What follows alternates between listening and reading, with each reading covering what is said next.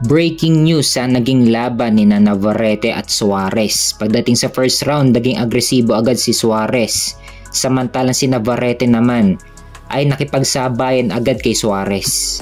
Sa mga sumunod na rounds naman, pares pa rin agresibo ang dalawa. Ang pinagkaiba nga lang, mas lamang sa punches thrown si Charlie Suarez, habang si Navarrete naman ay lamang sa punches landed. Kung mapapansin kasi sa mismong laban nila, mas maraming naibitaw na suntok si Suarez, pero mas maraming tumama na suntok yung kay Navarrete. Sa round 6, nagkaroon ng accidental headbutt at nagkaroon ng malalim na sugat si Navarrete sa kaliwang kilay. Epekto daw ng pagkakauntog ng ulo ng dalawa. Pero sa observation ko, hindi headbutt kung bakit nagkaroon ng sugat si Navarrete, kundi tumama yung left hook ni Suarez sa mismong kaliwang kilay ni Navarrete. Kaya siya nagkaroon ng sugat bago pa sila nagkauntugan. Sa round 7, maganda pa rin ang palitan ng dalawa pero hindi makabuelo si Navarrete dahil sa iniindang sugat sa kaliwang kilay. At bago magsimula ang round 8, dito na hininto ang laban dahil hindi humihinto ang pagdurugo ng kaliwang kilay ni Navarrete. So panalo pa rin si Emmanuel Navarrete via 8-round technical decision sa score na 78-75. 77-76 at 77-76. Na-retain pa rin ni Navarrete ang kanyang WBO Super Featherweight title at may bagong kartada si Navarrete na 40 wins with 32 knockout at may 2 talo. Samantalang si Charlie Suarez naman ay bumagsak ang kartada at nalasap ni Suarez ang kauna-unahang talo nito sa kanyang professional boxing career na 18 wins with 10 knockout at may 1 talo. Sana magkaroon ng rematch dahil nabigyan tayo ng isang magandang laban.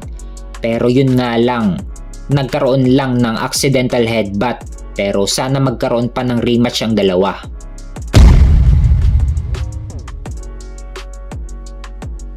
Sa kabilang banda naman, WBC Lightweight Champion Shakur Stevenson bumanat kay undisputed Super Bantamweight Champion Naoya Inoue. Pahayag ni Shakur Stevenson na sino daw yung kalaban ni Inoue.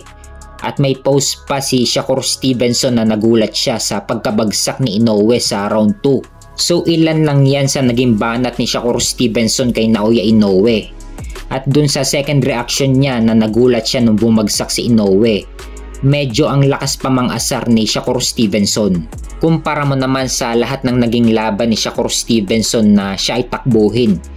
Hindi katulad ni Naoya Inoue na nakikipagbakbakan talaga sa gitna ng ring. Natural lang naman sa isang boxer ang bumabagsak. Ang importante bumabangon ito at bumabawi sa laban. At ang kagandahan kay Inoue, kahit na bumabagsak siya, at least bumabangon ito at nakikipagsabayan at hindi umaatras. Hindi katulad nila Shakur Stevenson at Devin Haney na ginawang track and field ang boxing ring at hindi nakikipagsabayan. Suntok sabay takbo lang ang ginagawa. Hindi katulad nila Naoya Inoue na kahit na bumabagsak, bumabangon ito, bumabawi at nakikipagsabayan pa rin at nagpapatuloy sa laban. Dito talaga ako believe kay Naoya Inoue. Kahit na bumabagsak, patuloy na bumabangon. At pagkabangon talaga, ang nasa isip ni Inoue ay bumawi at hindi tumakbo. Si Naoya Inoue talaga yung fighter na deserve talaga sa pound for pound. Silang dalawa ni Alexander Usyk, kahit sino sa kanila ang number 1 pound for pound, pares nilang deserve na malagay sa number 1 spot. Ang pinagkaiba nga lang nila sa last 3 fights nila, mas dekalibre ang mga nakalaban ni Alexander Usyk kumpara kay Naoya Inoue. Sa last 3 fights ni Usyk, tinalo ni Usyk via knockout si Daniel Dubois at tinalo ni Usyk si Fury via split decision sa unang laban nila. At unanimous decision naman ang panalo ni Usyk kay Fury pagdating sa rematch nila. At pagdating kay Naoya Inoue, sa last 3 fights niya, tinalo ni Inoue si TJ Doheny via TKO. Tinalo naman ni Inoue si Yi Jun Kim via knockout. At tinalo naman ni Inoue via TKO si Ramon Cardenas. So obvious na mas dekalibre ang mga nakalaban ni Alexander Usyk kumpara kay Naoya Inoue. Kaya ginawang number 1 pound for pound itong si Alexander Usyk at number 2 naman si Naoya Inoue.